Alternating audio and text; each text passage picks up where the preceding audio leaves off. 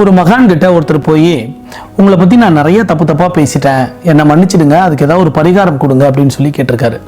அதுக்கு அந்த மகான் வந்து சொல்லியிருக்காரு, உன் வீட்டில் இருக்கக்கூடிய தலையானையை எடுத்துகிட்டு வந்து அந்த தலையணைக்குள்ளே இருக்கக்கூடிய பஞ்செல்லாம் பிரித்து நடு தெருவில் போய் நின்று 4 பக்கமும் அதை பறக்க விட்டு வந்துரு அப்படின்னு சொல்லியிருக்காரு.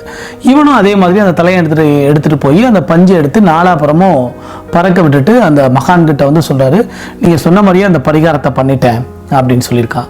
அப்போது அந்த மகான் வந்து அவர்கிட்ட கேட்டிருக்கான், திருப்பி அந்த பறக்க விட்ட இல்லையா அந்த பஞ்சை பூரா எடுத்துகிட்டு வந்து தலையணையில் வச்சு அந்த தலையணையை எனக்கு எடுத்துகிட்டு வந்து கொடு அப்படின்னு சொல்லி கேட்டிருக்காரு.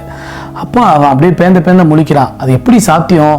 எல்லா பக்கமும் நான் பறக்க விட்டேன், பஞ்சு புறம் பறந்து போச்சு, அதெல்லாம் எடுத்துகிட்டு வந்து ஒரு தலையணையை செட் பண்ணுறது ரொம்ப கஷ்டம் அப்படின்னு இருக்கான். அப்போது அந்த மகான் சொல்லியிருக்காரு, நீ என்னை பற்றி வெளியில் எல்லாமே தப்பாக புரளியை கிளப்பினதெல்லாம் இந்த மாதிரி தான். ஸோ வந்து இனிமேல் நீ இந்த மாதிரி ஒரு தப்பை பண்ணாமரு, அதுதான் புண்ணியத்தில் பெரிய புண்ணியம் அப்படின்னு சொல்லி மகான் சொன்னாராம்.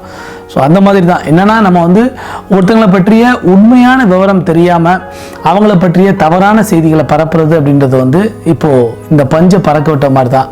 காற்றுல திருப்பி அதை எடுத்து தலையணைக்குள்ளே வைக்கவே முடியாது. ஸோ பெஸ்ட்டு இனிமேல் அந்த மாதிரி மற்றவர்களை பற்றி தவறான செய்திகளை பரப்புறதை நிப்பாட்டுறது மட்டும்தான் நல்ல வழி. அதுதான் புண்ணியத்தில் பெரிய புண்ணியம்.